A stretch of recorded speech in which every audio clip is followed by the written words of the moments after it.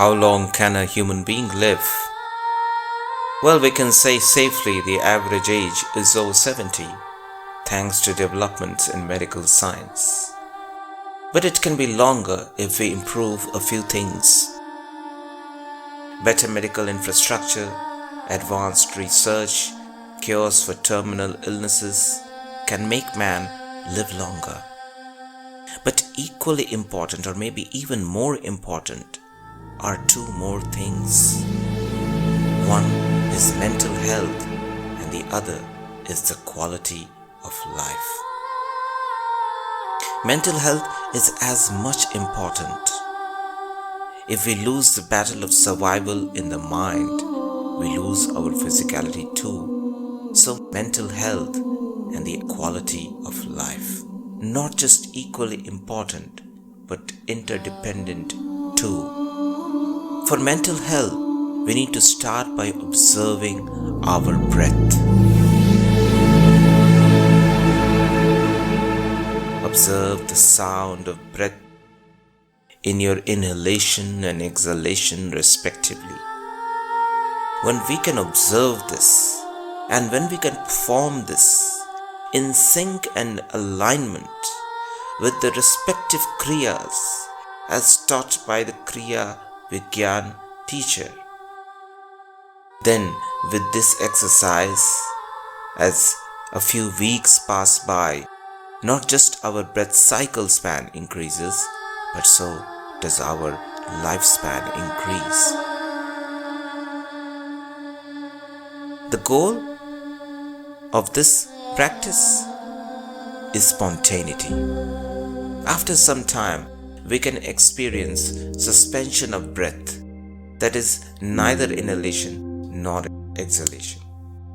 Initially, we experience the suspension after inhalation.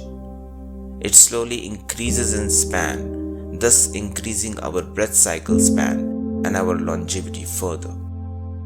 After a few days of practice, we also start observing suspension of breath after exhalation and before inhalation. In understanding the suspension properly, we need a proper guide's help. Someone who has been there many times before. In yoga scriptures, these 4 kriyas or natural actions or yogic actions are called Nishwasa, Kumbhak, Prashwasa and Bahya Kumbhak. These are not exercises as every yoga master is teaching these days. This is Swara Kriya Vigyan. This is the science of increasing lifespan. The best places, according to me, to receive these techniques and training of at least 3 weeks are Aaprupi Swar Gufa, Amarnath Gufa in Kashmir, Shivkori Gufa, and the Arunachal Parbat in southern India.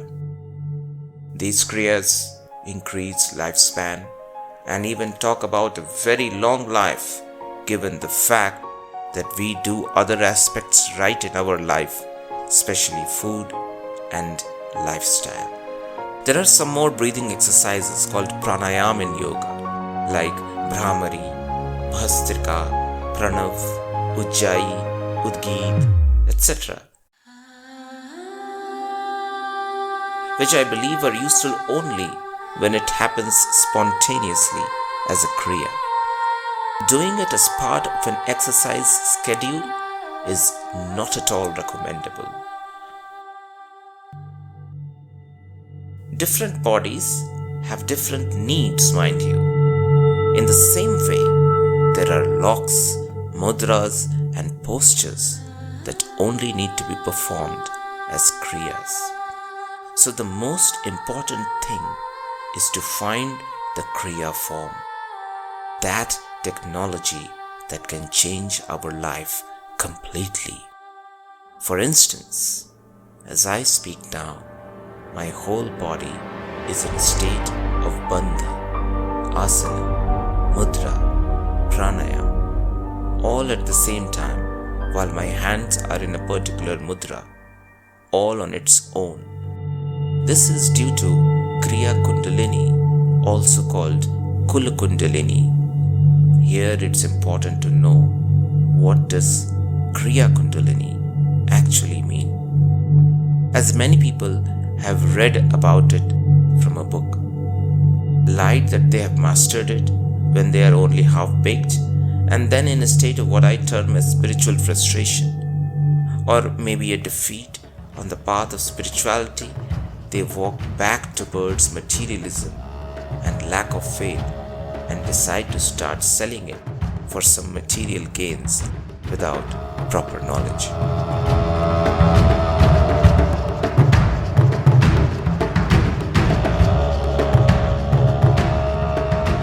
I'm against it, not just because it is dangerous to your physicality and mind, but also because it's a lie. And nothing could be worse than lying in the name of the givers, in the name of truth. It's fine if you don't know, but at least don't lie.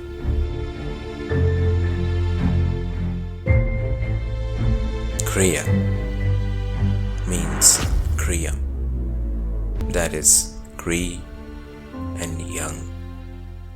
Kri is cream, which is a seed mantra, and so is young. These mantras are born out of Om, and these seed mantras give birth to many mantras.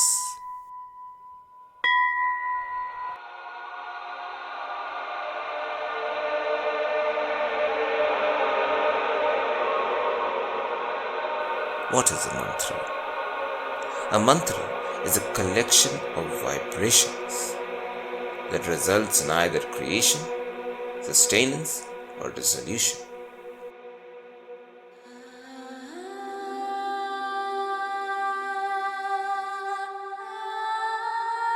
For instance, Om does all the three.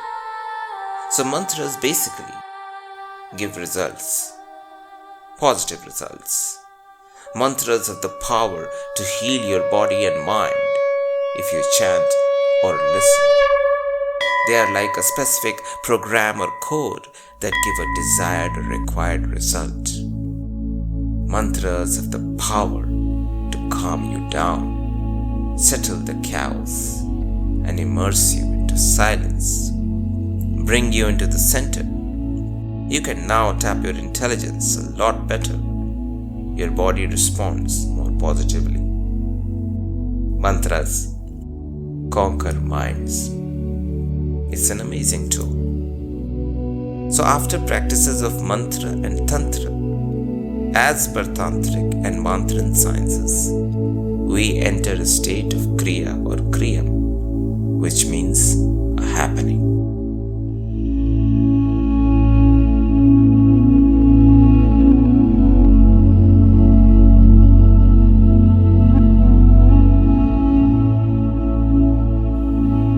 A result of vibration, the goal being healing and ascension.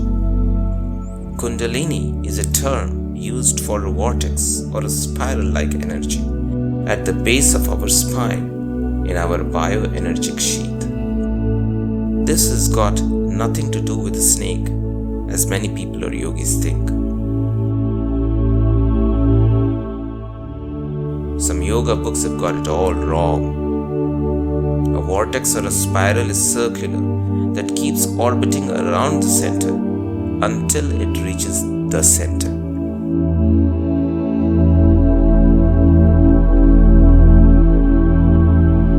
For instance, our planet is right now in an orbit around the sun, but it is coming closer to the sun. We were farther away from the sun once upon a time, but as we came closer to the sun, there was life, there was habitat.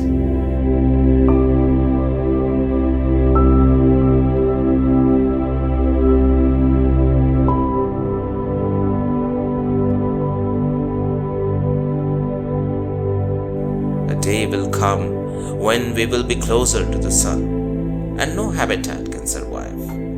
This planet will then become a planet of the dead.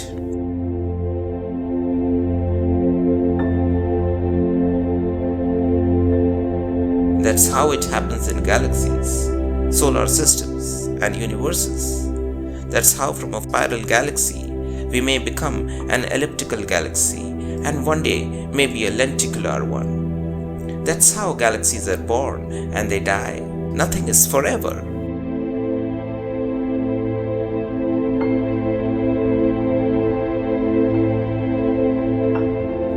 But till then, it's a long time that we have to go through. That which is beyond such happenings, beyond time and space, and could still be experienced in time and space because of the vibration that it gives birth to, is called Mahakal, the timeless one.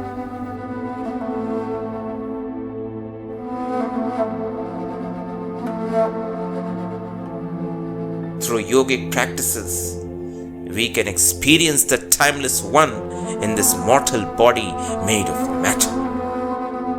This body will go back to 5 elements, or in other words, the child will return to its ever so loving mother or ma, but the consciousness lives on in a subtler way. This body can end, but the journey won't.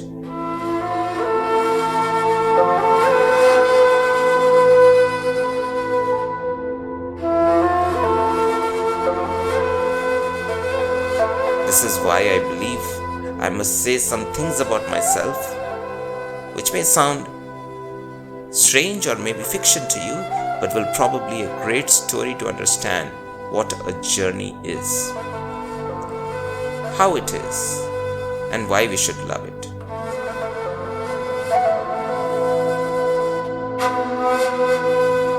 Or maybe I must tell you why I am in love with it.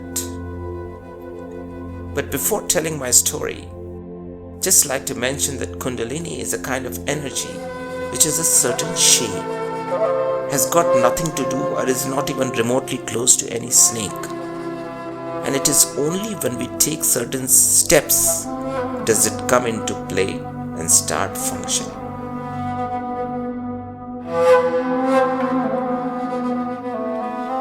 It takes time for this energy or bioenergic system to warm up and then reach its true potential, switch on all its buttons and fly the plane like any machine with functions.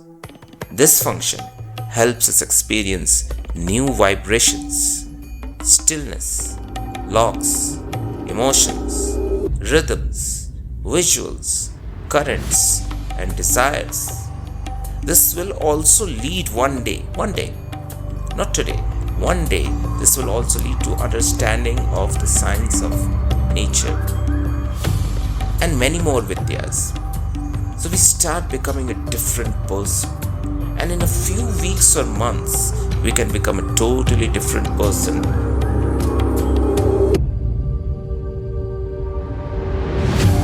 So the Kriya Kundalini or Kul Kundalini or Kundalini Shakti or Kriya Shakti, or what they call a manifestation of the Devi or of the feminine aspect, is an energy that when tapped in a well-planned way produces amazing results or desired results such as healing, love, compassion, strength, surrender, fearlessness, power, free-flowing nature, capability to not just accept but to embrace everything that comes our way as a beautiful offering of nature.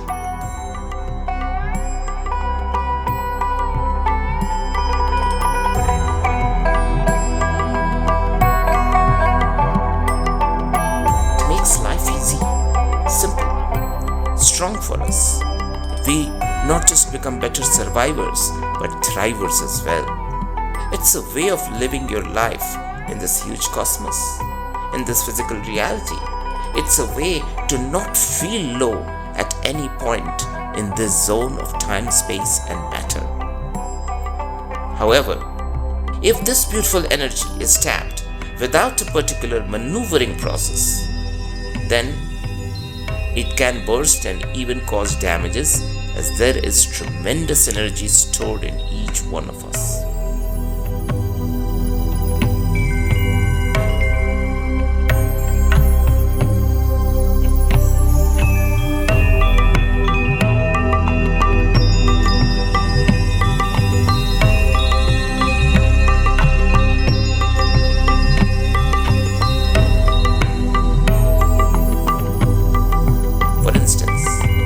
How and why do floods happen? And what is the result? The same water source, a life giver, turns into a life taker. The same applies to rain or heat of the sun, which nourishes our body, but at a certain time in a certain season also causes sunstrokes. And this has become more rampant after the hole in the ozone layer is expanded. So this energy, the Kundalini energy, is a giver, like any deity should be, but it has to be maneuvered in a certain way, guided awakening. That is why a direct connectivity with a certain light-bodied master or even an awakened and capable physical master or being is important. The path that I believe in, love, follow, and have found 100% authentic, which I have myself walked upon, that I will share along with a lot of sharings, true happenings, as well as facts. Keep listening.